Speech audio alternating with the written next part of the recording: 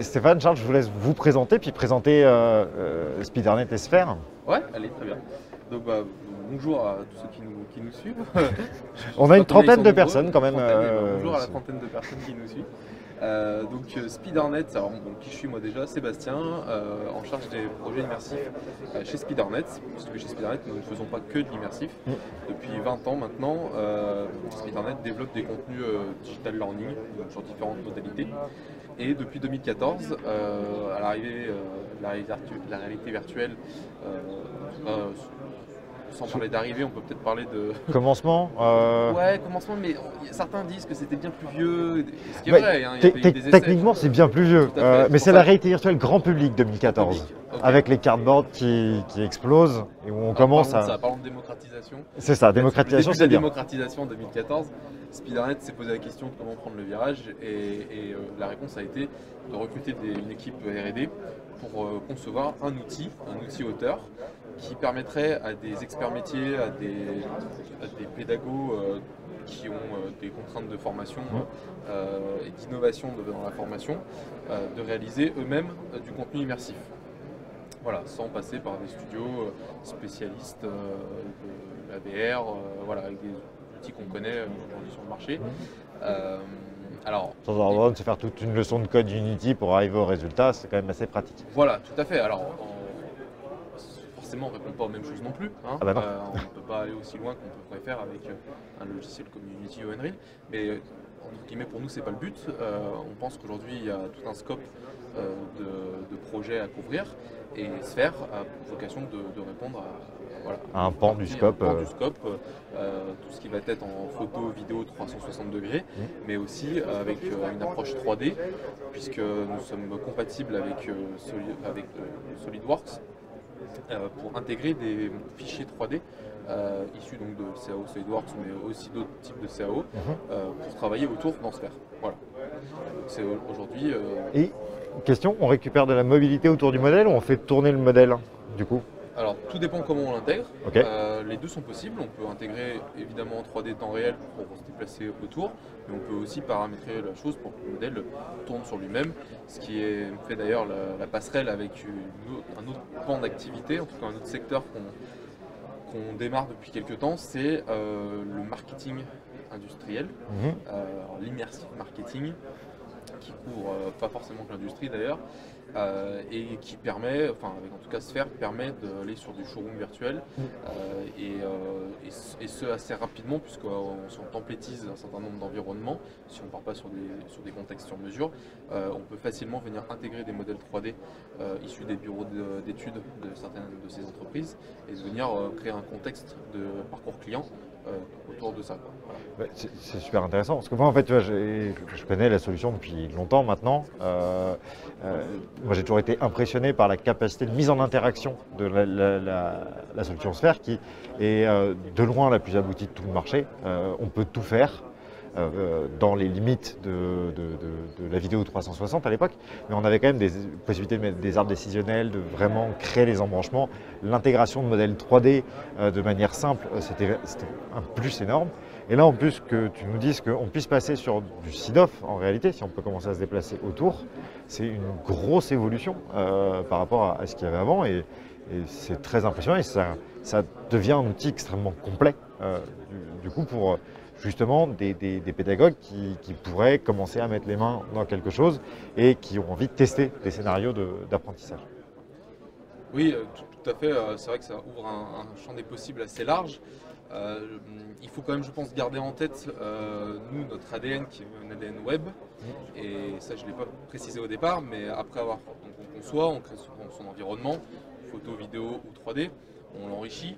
On le scénarise, comme tu l'as dit, avec des arbres décisionnels qui peuvent être simples ou complexes, avec de l'embranchement, de ce genre de choses. Derrière, on exporte en HTML. On exporte en HTML, soit scormé, soit pas scormé, tout dépend de l'enjeu du contenu. Et derrière, on diffuse multi-device. Smartphone, tablette, casque, PC. Exactement. Ça, c'est une autre force, je pense, parce qu'aujourd'hui, le casque, c'est formidable. Hein, ça. Oui. Enfin, en tout cas, on ne serait pas là aujourd'hui. Mais il faut avoir quand même conscience qu'aujourd'hui, c'est dans les entreprises, on arrive sur des taux à 30-40% de personnes qui ne peuvent pas ou ne veulent pas mettre un casque sur une session de formation. Et ça, c'est une vraie problématique parce qu'on ne peut pas les ignorer. Et donc, des solutions sur des périphériques moins immersifs, tels qu'un ordinateur, sont une alternative intéressante en conservant le même contenu. Parce que je suis d'accord avec toi, on ne peut pas ignorer ces personnes-là. Et c'est important de prévoir justement des chemins de traverse quand on fait de l'immersif et de dire l'exercice qu'on vous fait faire en immersif va exister d'une manière plus standard, papier, PC, ce que vous voulez. Mais la force d'une solution comme la vôtre, c'est vraiment cette alternative, elle existe par nature. Et moi, l'autre intérêt que je vois à ces côtés multi-device, on parlait de démocratisation tout à l'heure en 2014, cette étape de démocratisation, elle n'est pas terminée. Aujourd'hui, on n'a pas un équipement massif, tout le monde n'a pas un casque à la maison, on l'a pas tous sur notre bureau, ça reste encore assez confidentiel, assez restreint, même si les nouveaux produits, le nouveau HTC qui est sorti il n'y a pas très longtemps, met un grand coup sur le business. Oculus, c'est plutôt le grand public, et il y a Pico qui tape plutôt aussi sur la partie business. Mais on n'y est pas encore. Et du coup, je trouve que pour une entreprise, un grand compte, c'est assez sécurisant de pouvoir acheter une solution qui est cross-platform. Parce que du coup, ce qu'on va faire, qu'on va mettre en étendard en VR pour pousser cette logique de formation en interne et développer l'usage des technologies immersives en interne de l'entreprise, et en même temps, la formation qui a été faite, elle est faisable par tout le monde, avec moins immersif, sans les gains en fait, de l'immersivité.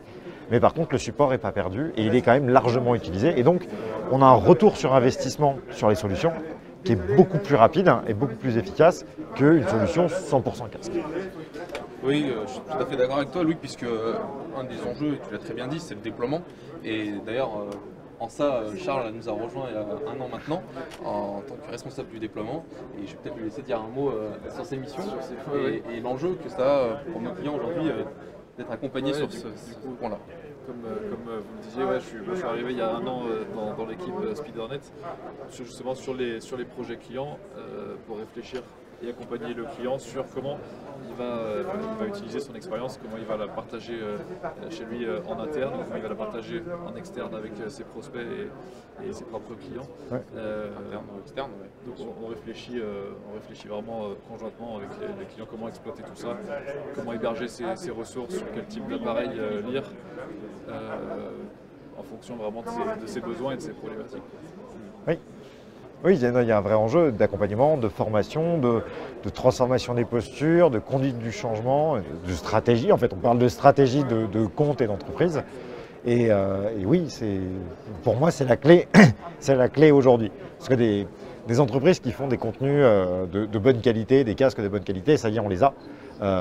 Et notamment en France, quand même, il faut le dire, on a un vivier d'entreprises XR qui est important et performant. Et aujourd'hui, la question c'est comment passer à l'échelle dans une entreprise, comment passer c'est mon département d'innovation ou 2-3 business units qui travaillent avec à j'ai 15 000 collaborateurs qui utilisent de manière régulière des technologies immersives. Et là, il y a un enjeu qui est loin d'être évident en tout cas et qui demande des personnes dédiées, qui demandent de la collaboration entre les entreprises pour qu'on se parle, qu'on se donne les clés, que ce soit au sein d'associations, que ce soit les comptes entre eux, qui doivent se parler pour dire moi quand j'ai déployé mes casques, j'ai plutôt pris cet axe-là, moi j'ai plutôt pris cet axe-là, comparé. Et l'une des autres clés, après c'est moins votre domaine je pense, puisque vous n'êtes pas producteur des contenus que vous allez faire dans CERF, vous n'avez pas vocation à l'être en tout cas. Si, on a, de par notre activité historique de studio, évidemment, on produit aussi du contenu. D'accord, autant pour moi. Non, mais c'est important de le préciser. On continue nos activités de studio en production de digital learning, sur de la vidéo, sur du module storyline, voilà. Ça reste une part importante de notre activité, mais on produit également du contenu immersif avec notre outil pour nos clients, bien sûr. Ce qu'on distingue de plus en plus, c'est un modèle mixte, justement, et c'est assez intéressant de le constater, c'est que il y a toujours un défaut de ressources humaines, toujours, souvent en tout cas. Régulièrement. Et donc ce modèle de venir externaliser le démarrage du projet ou même la totalité du projet pour aller vite avec une deadline à court terme, complété d'une licence pour avoir une autonomie sur la mise à Production jour. à terme. Alors, déjà sur le premier module, sur la mise à jour du module et la stabilité dans le temps, parce que ça c'est Ok. quand même un enjeu fort. Quand on crée un module, on n'a pas envie qu'il devienne obsolète 6 mois après. Et donc apporter l'autonomie au client pour pouvoir le faire durer dans le temps, c'est important. Et effectivement, par la suite, avoir une montée en compétences sur le logiciel pour pouvoir produire les contenus suivants. Voilà. Super intéressant. Donc on est bien, on crée aussi du contenu. Excuse-moi. clairement. Non, mais. On est là pour échanger et c'est super important voilà, d'avoir, je pense, ce modèle mixte aujourd'hui pour les entreprises. Mais je pense que c'est très sécurisant au final parce qu'ils ont un premier projet qui va être très accompagné, très clé en main en réalité. Et après, il y aura un transfert de compétences sur l'éditeur pour qu'eux puissent d'abord s'entraîner sur un truc déjà fait, bien fait, et donc voir le décortiquer et voir comment ça fonctionne. C'est ça, tu le gardes en modèle et puis après, il faut se lancer, il faut intégrer des sphères 360, il faut intégrer des environnements 3D et puis commencer à travailler avec. Oui, totalement. Et alors, je l'ai complété, donc on a parlé de l'enjeu du déploiement.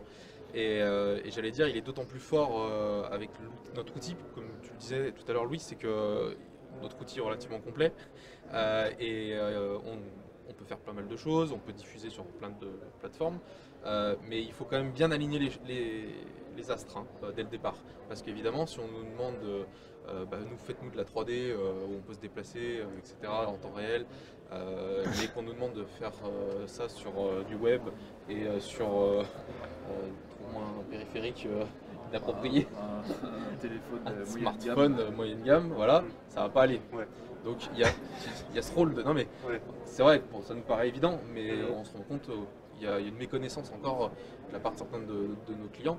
Et c'est important dès le départ de les conseiller, de les guider dans ça en disant voilà, quel est votre objectif final, que ce soit pédagogique ou autre en termes de communication, sur quelle est votre cible, quel device, quel périphérique ils utilisent, et venons construire l'expérience en prenant en compte cette question dès le départ. Et c'est vraiment le rôle de Charles de s'assurer de ça, et on mène des projets ensemble au quotidien, et il est mis dans la boucle dès les brainstorms sur les projets pour que cette question du Comment vous allez le déploiement regarder soit vraiment partie intégrante du projet. Mais c'est bien que tu le dises parce qu'on est d'accord que c'est un enjeu majeur aujourd'hui du déploiement. C'est vraiment prendre en compte dès le début toutes les exigences et la manière dont on le regarde, c'est juste pas à négliger.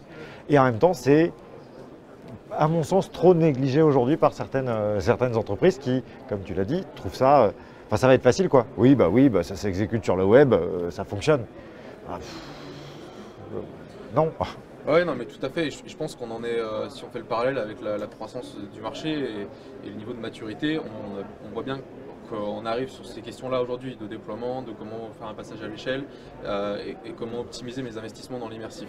Ce qui n'était pas le cas il y a 2 ans, avant le Covid par exemple, c'était pas du tout en tête. Bon, voilà, j'aurais dit ces 5 dernières années, moi globalement, on était sur du POC, on était sur, il y a l'effet waouh, on teste ça, on met tant là, mais on ne réfléchit pas à mutualiser les moyens, on ne réfléchit pas à comment on va vraiment s'en servir, comment on va entretenir le parc de casques, toutes ces questions-là. Et aujourd'hui, on voit c'est ça, c'est vraiment ça. D'ailleurs, pour preuve, c'est que nous, sur notre stand, on n'a pas encore eu l'occasion de faire tester un casque, enfin une expérience dans un casque. Tous nos visiteurs, en fait, ils connaissent, ils en ont déjà mis maintenant des casques, ce qui n'était pas le cas ces 5 dernières années. Maintenant, on nous pose des questions de déploiement, ils nous posent des questions de comment on intègre l'outil, à quelle vitesse on produit un contenu, à quelle vitesse vous êtes en capacité de nous livrer un contenu qui soit déployé sur notre plateforme, ça dépend du modèle. Mais voilà, on n'a pas mis un casque depuis le début du salon. Tu vois, moi je trouve que c'est peut-être la meilleure nouvelle que j'ai entendue du salon. C'est on se pose enfin les vraies bonnes questions et on passe au-delà de justement, tu l'as dit, de l'effet waouh, parce que faire waouh avec un casque, tout le monde l'a fait, c'est super simple, il suffit de l'allumer, de la mettre sur la tête de quelqu'un. Tu le mets dans le home de n'importe quel casque, tout le monde fait waouh, c'est super beau, mais ça résout aucun des problèmes dont on a parlé jusqu'à présent. Tout à fait. Et donc alors c'est quoi la suite pour se faire? La suite pour se faire, j'allais dire, à la signer fois- plein de contrats, faire plein de clients, Ouais, d'accord. ouais, bah ça, ouais, comme tout le monde. Non, je pense que ça va être. Alors d'un point de vue technologique, pour nous, on a des axes de progression, hein. On a une R&D, un développement qui est toujours très actif. Mhm. Donc on a des nouvelles fonctionnalités qui vont sortir là, dans les 6 prochains mois. On réfléchit multijoueur, on réfléchit des choses comme ça. Et puis nous, d'un point de vue marché, c'est vrai qu'on a à cœur quand même le marché pédagogique, hein, qui est notre cœur de cible. C'est un gros notre sujet, client, hein. historique, et puis qui en plus effectivement est un gros sujet, et France Immersive Learning défend bien sur ce sujet-là. Et voilà, et je pense qu'il faut qu'on arrive, que le soft continue à contenter les utilisateurs pédagogiques,